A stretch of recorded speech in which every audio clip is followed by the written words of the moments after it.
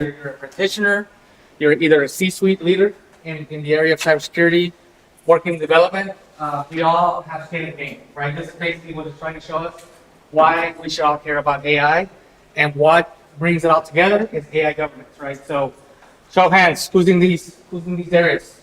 Obviously, I want to say everyone in this room, right? From all domains, from everything that's happening in the environment.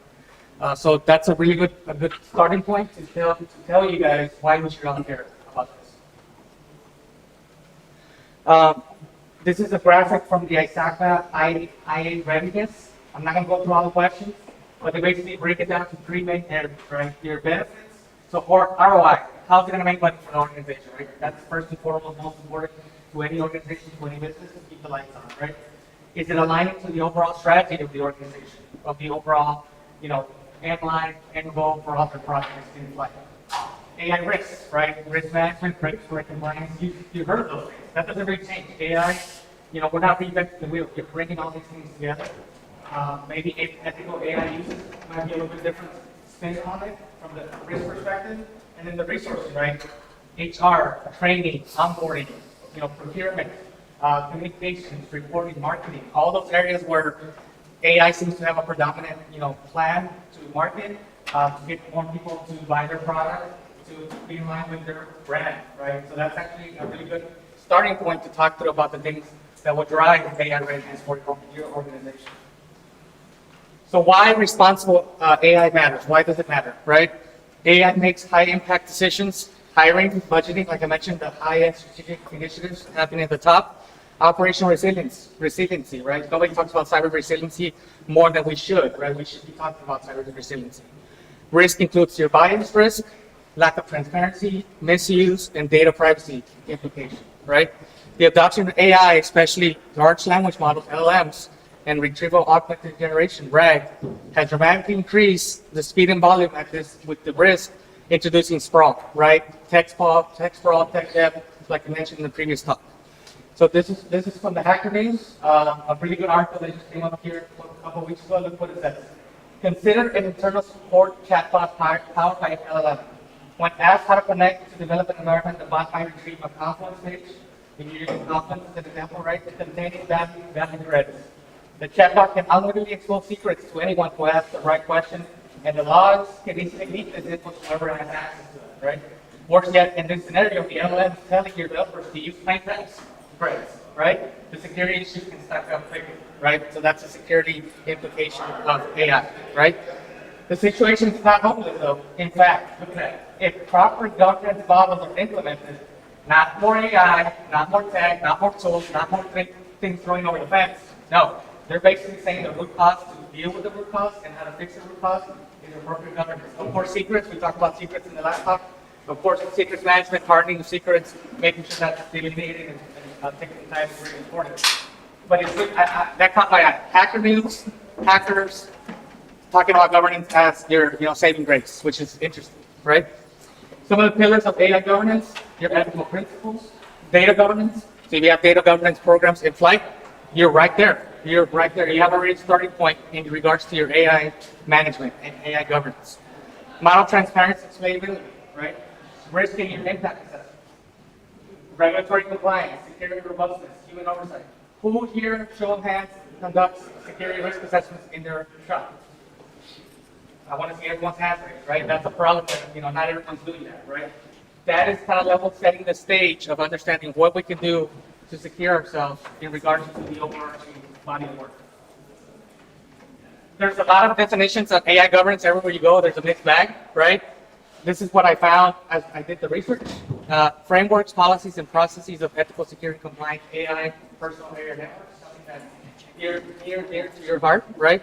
Encompasses ethics, accountability, transparency, security, compliance, and risk. Framing AI governance and associated compliance as maturity. Has anyone performed a cyber maturity assessment before? Not a risk assessment, a maturity assessment, right? So now from a cyber maturity assessment, they CMA AI, a cyber maturity AI assessment. That's a new thing, right? That's actually happening. And you'll hear war stories about that as more and more maturity assessments are getting off the ground and more organizations are doing maturity assessments. I actually work for an organization that actually their full breadth of structure in regards to the bonus was met, and particularly dependent on their time of maturity rating and scoring, right? This is my favorite definition that I found, compliments of Sir Alan Robertson, so it's not my definition, right? So AI governance is not the same as AI ethics, responsible AI or AI safety, but it brings everything together. See, it's kind of like the glue, right? So we hear GRC, governance, risk, and compliance. We hear the R kind of bringing everything together, right? Same thing here. AI governance refers to the systems, rules, and oversight structures that guide how AI is designed, deployed, and managed. It identifies who's accountable. So we talked about governance structures and accountability. You gotta have, I think the last person said, if there's not a person accountable for AD, go run, go somewhere else, right? How risks are assessed and what happens when things go wrong. AI ethics focuses on the values behind the tech, questions around fairness, accountability, and impact. Responsible AI is putting about those values into practice through policy, through process, and internal controls. Show of hands, who has an AI policy in their shop right now? That's good. We need everyone to have an AI policy, right? If you don't have something from a governance perspective, from a documentation perspective to drive that, you're already starting off on the wrong foot, right? AI safety is more technical. It's concerned with unintended consequences, alignment, and system level risk. AI governance connects everything, connects all of it. Make sure there's a clear structure for decision making and accountability. That's the importance of why AI governance has been brought to the forefront here in the last few years and why it's going to continue to just be more important as we move forward. So with the inherent risk, you're familiar with the risk assessment? The inherent risk is what? Raw risk, right?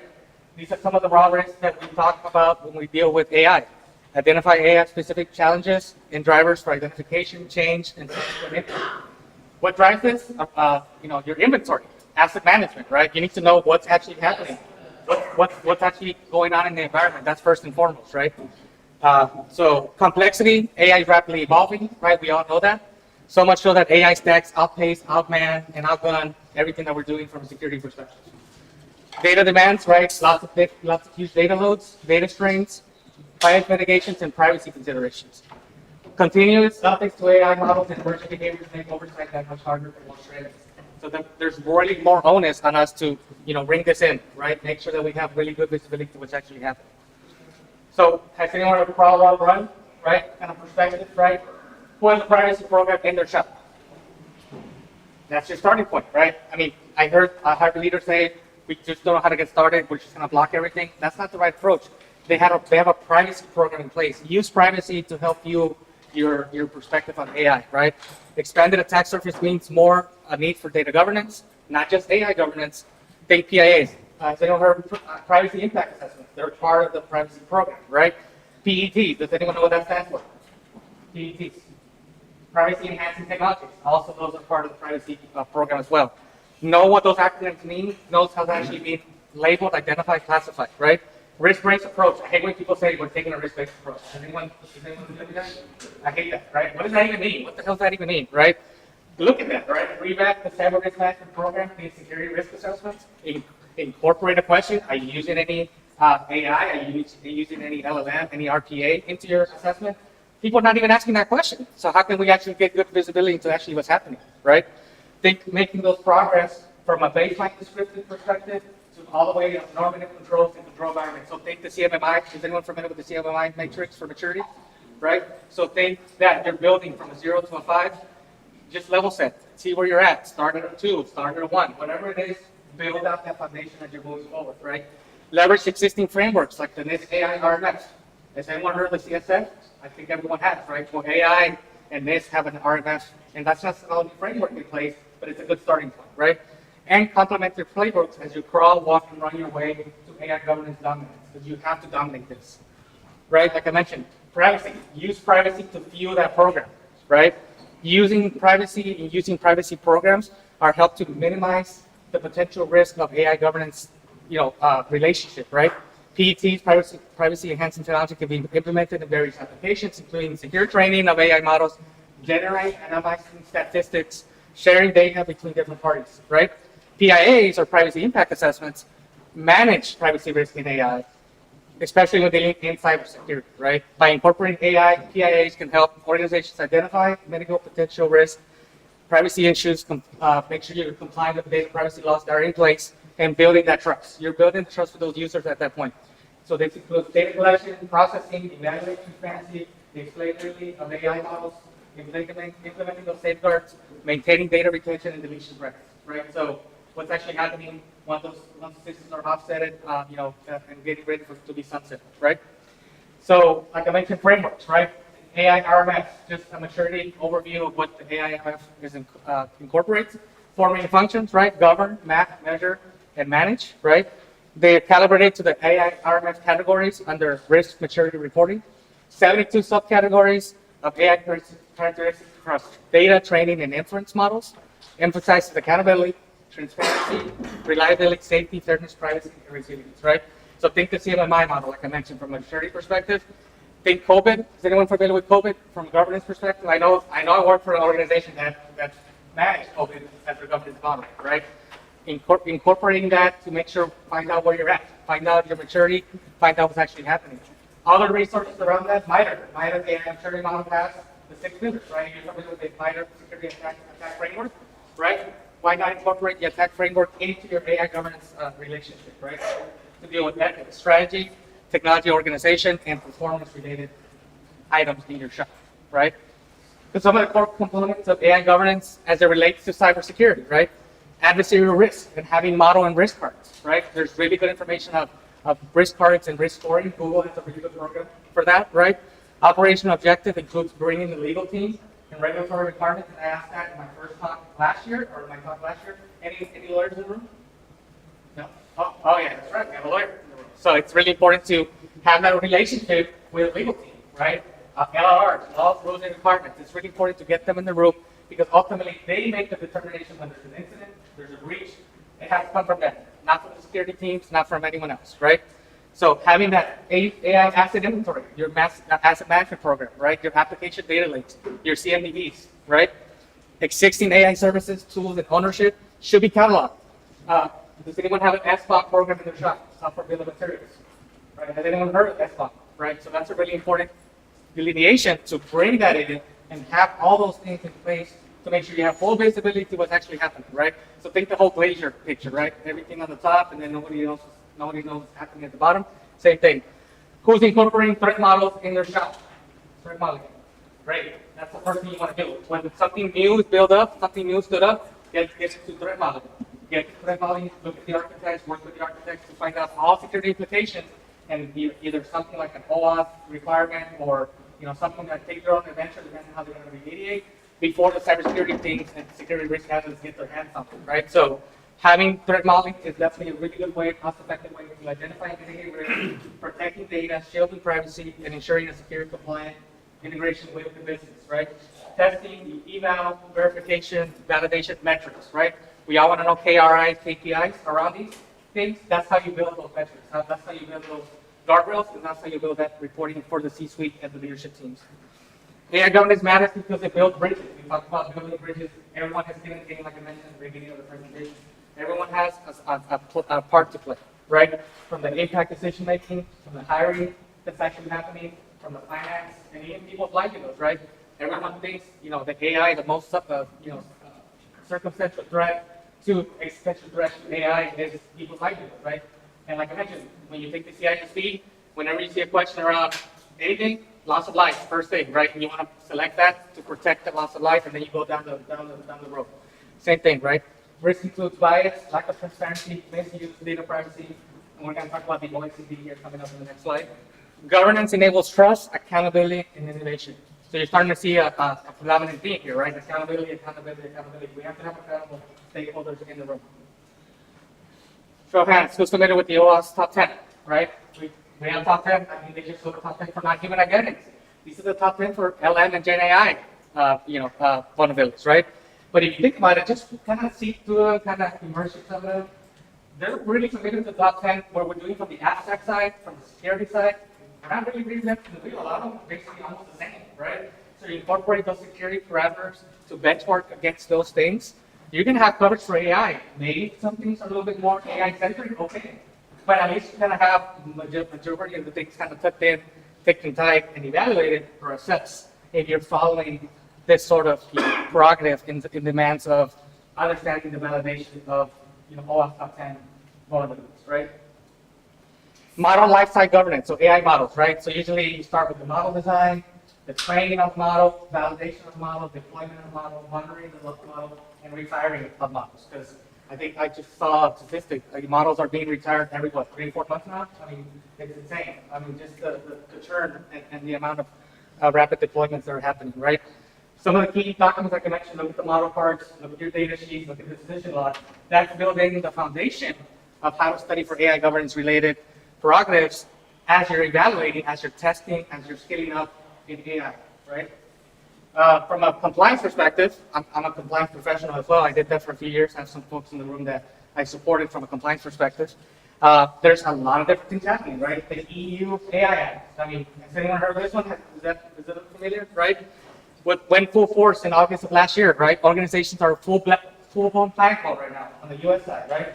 Then GDPR, when GDPR came into the fold, kind of the same thing that's actually happening now, but we do have extra time to prepare, right? So that's the sort of thing that we're looking at. U.S. AI Executive Order, that's another one that's out there. The OECD, right? This is important. The Organization for Economic Cooperation and Development, that was by the United States as their flagship AI kind of governance that a lot of countries kind of said yes to. So some of the principles, trust in AI, responsible development and use for principles around business and organizations in leveraging the benefits of AI while mitigating the risk. So the OECD is kind of like the US, kind of like signing a piece of paper to bring in a conglomeration and a partnership with other countries. ISO, has anyone done the ISO 2700 audit? Any ISO auditor, ISO analyst, or have an ISO program in their shop, right? ISO has a 42001 policy. If you're familiar with ISO, we have something called ISMS, Information Security Management System. AIMS, right? AI Management System. Is that familiar? It's basically the same thing, but just basically talking about AI, right? Focusing on AI implementation, monitoring, improvement of the AI management program. We're not reinventing the wheel.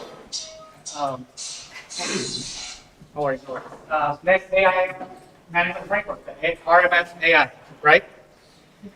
This one's brand new. I just put that in my slide yesterday. Does anyone know what this is? Texas Triad. Like Praga, like eating in Spanish, right?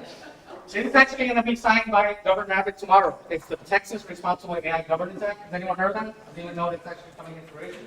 Right? BSides is a great time because I think those who came in my talk last year, I was talking about privacy legislation that just passed, right? This is in the second iteration. The first iteration was very overarching, very massive, but then commercial leaders and C-suite leaders like Elon Musk and other folks got their hands on it and they slashed it down. So it's more governmental agency driven, but it still has really good information. It's going to be kind of driven by DIR. Any familiar with DIR in the house? So DIR is going to be kind of advocating and kind of paralleling the work streams from a governance perspective. But it's important that now we have AI governance regulation in flight. If it gets signed tomorrow, it's going to come into effect September 1st of this year, right? So just think about the stick, right? We always think about compliance as being the stick.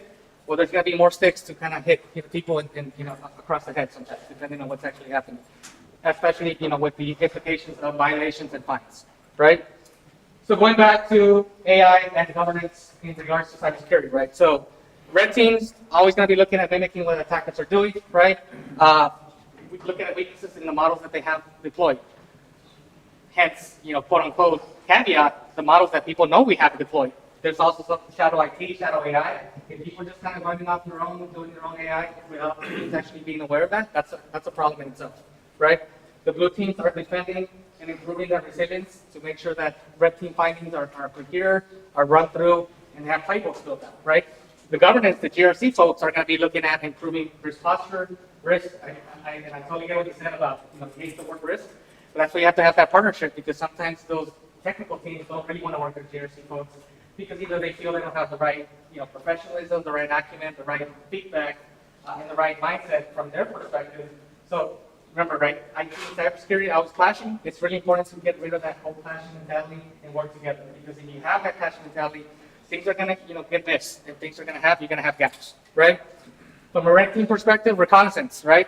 Any OSINT people in the house, right? That perform OSINT activities, AI-driven data gathering, adaptive planning, testing, scanning, right? Whatever scanning tools you have in place, real-time output evaluations, vulnerability analysis, vault management, that's huge, right? False positive reduction, context-aware prioritization, code review. Any familiarity with code review? Who has code review programs in their shop for code? Good, right? Exploitation, AI suggested attack paths, proof of concept script generation, autonomous agents, right? Reporting, automated reporting, visualization, insight, remediation guidance. Because if it didn't get documented, then what? Didn't happen, right? Documentation is key, guys. I mean, we're not reinventing the wheel. We need to have the documentation for those audits, for those good old audit forms that we work with on third line, we call third line of defense. And that's pen testing, right? You're building pen testing, you're building pen tests specifically for your AI program. So simulating those attacks, look at data poisoning, which is one of the biggest attack vectors when it comes to AI right now. Model logic, flaws, and dependencies, right? Data dependency is huge. You're not going to know your data dependencies unless you know your entire purview of your data in your environment. Biggest generation that I've seen when it comes to AI and red teaming is phishing, right? Phishing is usually the most important initial attack vector that we know, and everyone's talking about it, blah, blah, blah. We heard it, right? I mean, I don't want to hear that whole spiel about phishing. We know it is, right? From an AI perspective, attackers are really going and harping on it, right? Generating those scenarios, automating those discovery exploits, predicting those weaknesses in your systems, bypassing your AI defenses, what you have, right, in your tooling, and adapting those intelligent attacks and bring it all together. This is a never-ending life cycle. It's continuous, and you have to continuously defend against these things from an AI perspective. Real life scenario, right? We all know what happened with Tesla. We all know what's actually happening in the current political environment. Tesla just came off the ground. I think their bug bounty is paying 2K, 3K when they first started. Now it's definitely less money. But for example, this real life scenario is finding AI-powered autonomous vehicle vulnerabilities, right? So this is usually how it works. Simulated attacks on those cars and those autonomous vehicles, researching those communication models that they're using, data poisoning attack, like I mentioned, misinformed AI, looking at extracting data exfil, adversarial AI, look at their sensors, fusioning those vulnerabilities, encryption, make sure everything's encrypted, they go after the encryption, right? The red teams are finding these things, they have those vulnerabilities, they find it, weak encryption, they put that into their playbooks, they have adversarial AI detection tools in place, and then obviously they send all those recommendations out to the data validations, the end-to-end encryption, to make sure those things are doing, TLS, whatever it is, approved, legs and greatest, and not some deprecated encryption format, right? Adversarial AI detection tools, redundancy, and navigation systems. So this is a real-life scenario of how AI can power your red team scenarios to protect an autonomous vehicle, right? There's a lot of things happening in this space. I just literally went to San Francisco for the first time 2 weeks ago. I got in a Waymo. I couldn't believe it. The thing was driving me around downtown. That's actually, they have some in Austin now. I think there's they're coming to San Antonio. It's gonna be a thing, right? So I mean, I want to make sure that when I get in that car, I'm not gonna be worried about that thing going up, 50 miles an hour trying to crash me and get out of the car, right? So these sorts of things are important, and they become, real life at that point, right? Loss of lives, human loss, right? From a secure and adversarial robustness perspective, look at all the examples that are out there. Research what's actually happening, be in the know, hacker news, dark reading, podcasts, whatever, LinkedIn. Anybody follow me on LinkedIn? I'm on LinkedIn, right? So, it's pretty good to just be out there, see what's actually happening, and learn from those examples and see, okay, can this happen in our shop, or how can we protect against these things that are happening, right? Look at data poisoning, backdoors, everything that's out there that's being reported. And then harden. Everything you learn, you want to harden your models as much as you can, right? Testing. Red teamers have to look at the outputs of those events, and then from that input, those teams can be better prepared to model and harden their models, right? This one's fun, right? Governing challenges in cybersecurity. Black box AI, decision making and trust, right? Adversarial AI attacks evolve faster with outman, outgun, outpace, right? So if you don't have proper governance, right? I mean, who has Copilot in their shop? Entra, right? Sentinel, all these Microsoft products and positions. If one area fails, it all fails, right? And then you have a SharePoint with 4 data governance, and you have Copilot standing on top of it. You're putting gas to the fire, right? It's a funny picture. I mean, I got it. I was like, yeah, I got to share this, right? But that's what we're trying to avoid here. That's what we're trying to not happen. And how can you prevent this? Effective AI governance. That's just it, the bottom line, right? From a blue team perspective, blue team validates your AI-based decisions. The human element, humans always have to be in the room to collaborate, to reduce the false positives, to review everything that's actually happening. So I'm tired of people whining about AI is going to take our jobs. It's not going to take your job, but if you don't get with the program and understand how you can use AI to leverage your job, to make your job better, or understand, how you're going to be able to cycle it around that, that's where you need to be, right? Instead of whining about it's going to take my job, right? Governance, and then bringing GRC ensures the reliability and ethical uses of these things, right? From a blue team perspective, automated reconnaissance, like I mentioned, phishing scenarios, social engineering, always be looking out on that side of the house. Assisted malware generation, exploit research, evasion of detection mechanism for your blue teamers, heightened urgency for defenders to adopt AI responsibly, right? Monitor AI behaviors and outputs, use anomaly detections, dashboarding and learning, reporting to the C-suite teams. If you don't report to the leadership teams effectively what you're doing, you're not going to get that. You're not going to get that back. You're not going to get that buy-in. You're not going to get that money for your shop, right? Defense against model and shadow AI. Like I mentioned, shadow AI is a thing. Shadow AI is also a thing, right? They're going to go hand in hand. They work together. If you don't have those things, delineated and identified, you're going to have issues, right? If things are happening, because if you block all AI, which I have heard leaders tell me, right? People are using AI on their phones, using AI on their own personal devices. It can get murky. You can get tricky real quick, right? So from a blue team perspective, right, kind of to bring it all up and wrap it up, detect anomalies in traffic, automate your triages, predicting your attack vectors, reinforcing your firewalls, your security rules, your appliances, everything you have from a security perspective, flagging unusual behaviors, flag, to create your playbooks, to create those rule sets, to understand these are what we're seeing from an AI perspective, and they're going to continue to change, right? So you have to continuously evaluate them constantly and repeatedly. From a purple team side, we're all kind of in the same boat. We're working together, aggregating that data, looking at those defense cycle modeling, so it's actually happening. Training is huge. Like I mentioned in my last talk last year, if you don't have the training in place, it's not going to happen, right? The number one thing that compliance and regulators and auditors look for is training. That's the baseline foundation for any regulation, for any mandate, GLPA, FIC, whatever you want to put in front of it. Training is number one, first and foremost, right? And then testing those playbooks. So security operator limitations and challenges from a technical perspective, technical window constraints, token windows constraints, hallucination, data leakage, right? Scope creep. Scope creep is a real thing. It's a big deal. Non-technical regulatory limits on data sharing, ethical boundaries over reliance on AI, and your costs. Money is a really important thing.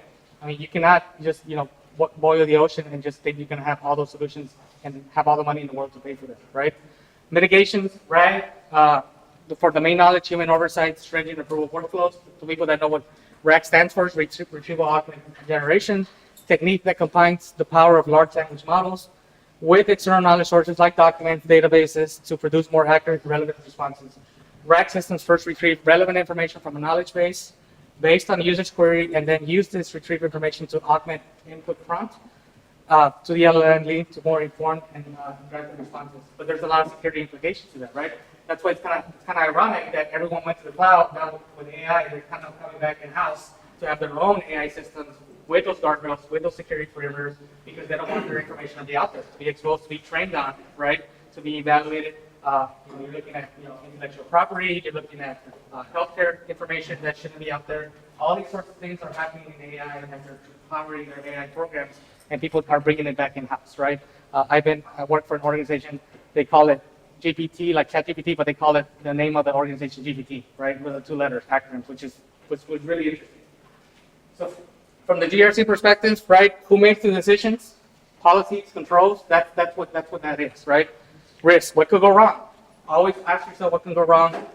Threat modeling, mitigation, these what's actually happening in the risk assessment process. And then from a compliance perspective, the state, right? Are we following the laws, the frameworks, the AI framework, the ISO 22000, GDPR, and now we have Texas that I got to deal with now, coming into effect here in September. Just things to be aware of. So some of the GRC considerations, alignment to the framework, you just have a framework to align to, right? Have the OWASP LLM top 10, have those identified and accrued to, spoken to. Trustworthy AI, explainability, privacy, enhancement, fairness, and transparency. Third-party supply, right? Third-party risk is huge, right? So having those certifications, not just the check the box, security SOC 2 report, right? Type 2 report, because obviously that's not going to give you the full picture into your security posture for that particular relationship with that vendor, right? Anybody, has anyone heard of cloud security alliance, CSA? Right, they have lots of good information, right? I'm in the working group, shameless plug, right? AI offensive red teamers, they have many papers on AI governance, AI security. Go in there, it's free, it's awesome information. Go in there and check it out, right? Embed AI governance into your existing IT audit risk programs, right? That's huge. Update policies, like I mentioned. You have an AI policy, get an AI policy off the ground, right? Have an AI charter. Anybody have an AI steering committee in their shop? Steering committees, right? You need to have a steering committee, a group of accountable stakeholders to speak to what we're doing in AI for the organization, right? RAG, continuous testing, evaluation, verification, we call that TEV, refers to a methodology that emphasizes ongoing testing, evaluation, and verification of AI systems throughout their entire life cycle, from development to deployment, right? Training your audit teams on AI during workflows, red teams, blue teams, and exercise with AI. You know, if I say audit teams, because guess who's going to come up with the findings? Audit teams, right? MRA, MRIH, right? If these folks are not qualified to look at the work you're doing, you're going to have all these things happening. You're going to be in screaming matches with those guys, and I see it, right? So if you can test, if you can train those audit teams to be commensurate with the work you're doing on the ground operationally, it's going to be a win. And we'll get to the very end. I think there's a certification for AI auditors that there's beta phase right now, so people are testing. So more on that, right? And then that cross-functional collaboration between GRC, legal, right, in-house, cybersecurity, data science, all those folks. It's a team sport. AI risk management. Look at the risk classification: low, medium, high. I mean, we know that, right? We know qualitative risk assessment, quantitative risk assessment, hybrid, whatever the hell you're doing. I don't care. Just do something, right? Threat modeling and scenario testing using the AI RF, your governance framework for structure evaluation, to kind of drive and have those guardrails as you're building that foundation, that security posturing, maturing the security enablement for the organization, right?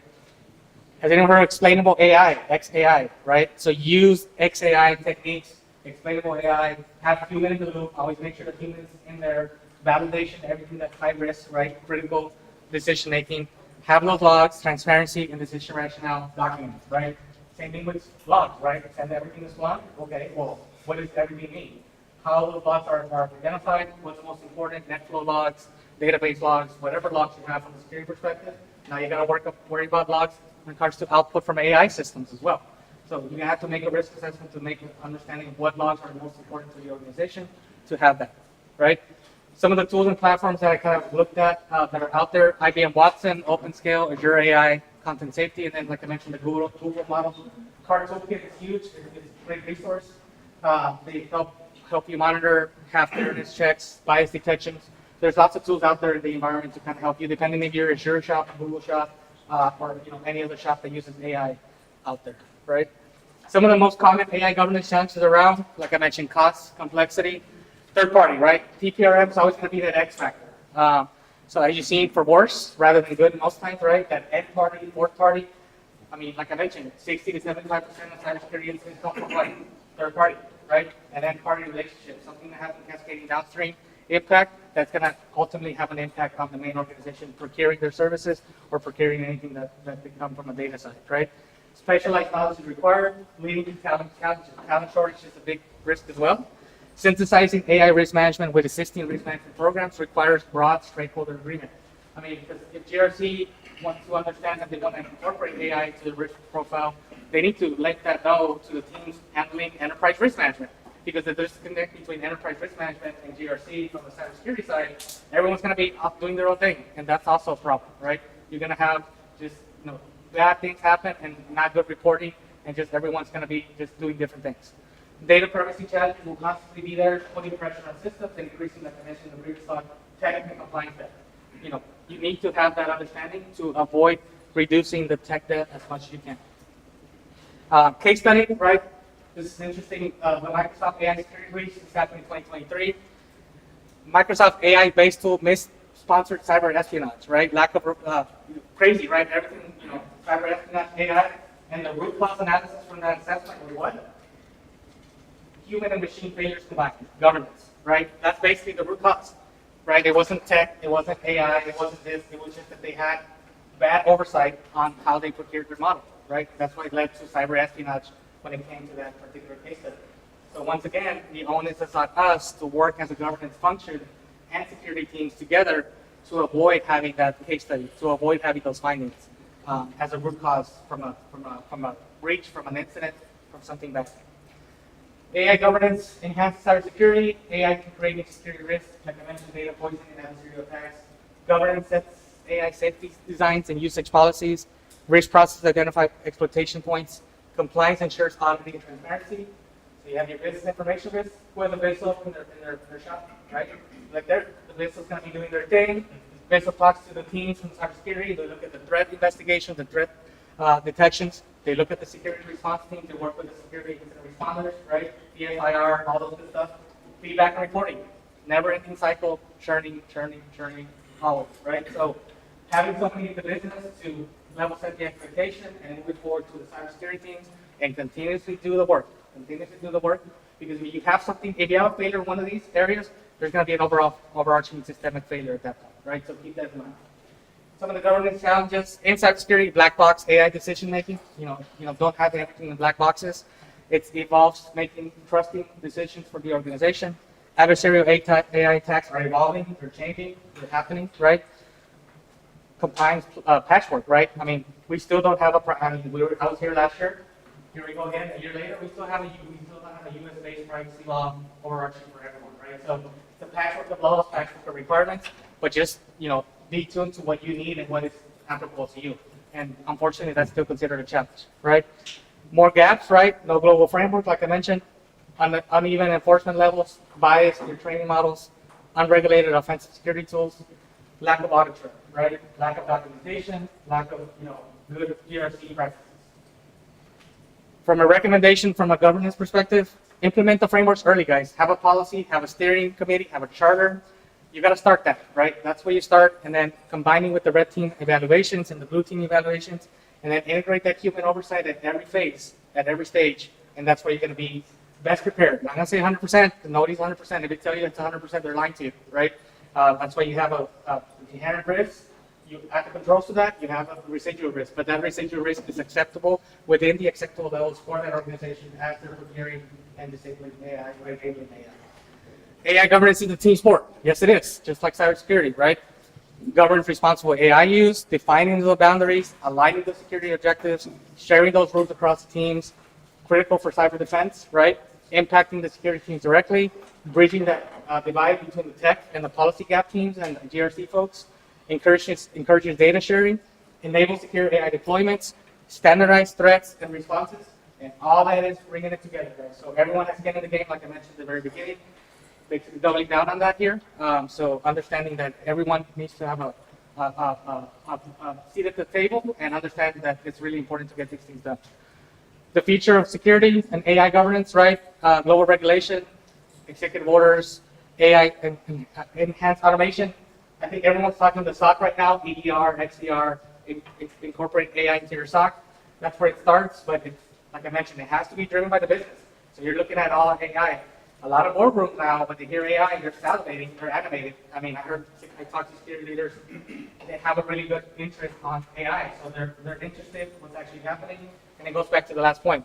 It needs to be a core business function and culture-based driven item in that organization, right? Yes. Some of the homework, I have some homework for you guys, right? Look at that. Pilot an AI augmented offensive security case. Just have something off the ground, right? Select a low-risk target, internal staging, right? Test, dev, not being for the low dot, don't do that, right? And integrate an LLM agent for reconnaissance and scanning, right? Measure that time saved, coverage increase, accuracy improvements over time using that manual scanning reporting, right? Develop an AI responsible framework, like I mentioned, have an AI policy, have an AI charter, develop that, work with your teams and your leadership teams. Map existing offensive security policies to the next AI RMF. That's a whole project in itself, right, with GRC. And OAuth governance requirements.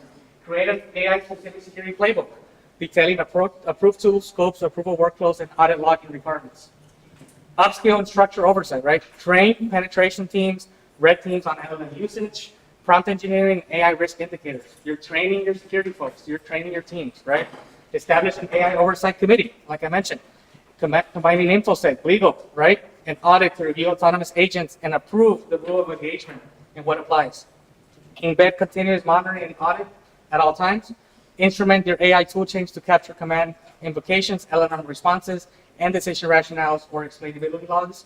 Integrate these into your Splunk, your QRadar, whatever you're using as your SIM.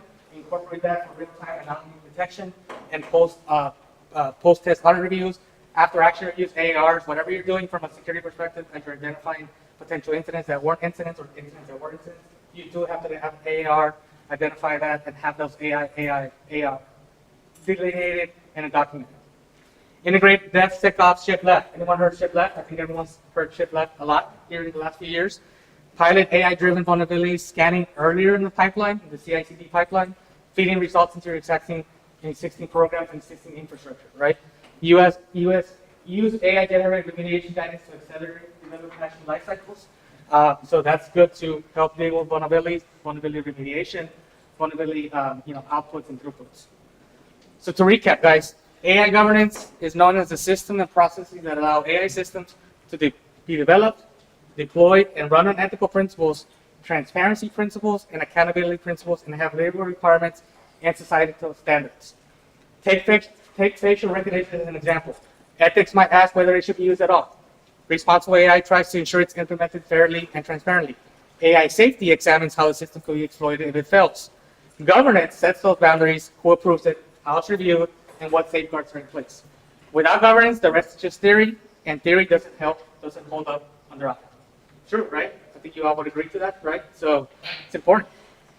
So in conclusion, to kind of put a bow on this presentation, demand for AI policy is growing. So make sure you have an AI policy in your shop. Security teams are adopting AI faster than ever.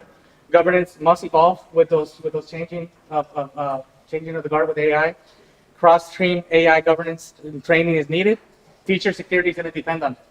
AI governance is essential for building secure, trustworthy, and ethical AI systems. Requires multidisciplinary, cooperating, continuous evolution. One team, one effort approach. Everyone has skin in the game. Your role as AI professionals is to champion the culture of responsibility, think creation of AI champions. Who has a security champions program in their shop or a security maintenance program? I mean, if you don't, incorporate that with an AI maintenance program or an AI security champion program, right? To help with efforts, right? About cross collaboration, have everyone, in the mix and identified and informed. AI systems amplify existing security and privacy risks and introduce unique governance demands. A structured risk-based maturity journey, grounded in proven frameworks, enables organizations to safely accelerate AI adoption and prepare for evolving regulations. So last but not least, that became a whole job family in itself. Look at that. Dow Jones looking for a VP of AI governance. Oh, are we surprised, right? OneTrust, head of privacy and AI governance. Remember we talked about privacy and AI governance? If you have a privacy program, they usually kind of onboard and bring that in with their teams. Meta's looking for an AI policy manager, right? More and more onus on jobs and career fields in AI governance to have cybersecurity education, cybersecurity training, or where cybersecurity operators is building and it's growing. That's one, right? And then from a certification perspective, any privacy certified folks in the house, IATP, right? Well, we have a certified AI governance professional, the AIG team, right? And then from the ISACA side, any ISACA certification folks in the house, right? We have the ISACA Advanced in AI Security Management. They're going through the database. I'm studying for that, and hopefully I'll be taking the test here in 28 days. Hopefully be passed with the first iteration of the beta test program. So that's bringing in security and AI together, right? I think you have to have a system to be able to apply for that. So it's there, guys. The governance need is there. The certification, the fact that the certifications are evolving around that is definitely proof of that. But I think ultimately everything that I talked about brings AI governance as a fold, as something to be dealt with, to be assessed, to be initialized, to help drive your AI programs in your organizations. And with that, that's my LinkedIn. Feel free to connect with me LinkedIn. Thank you, and we'll leave it up to some questions. Thank you. Appreciate it.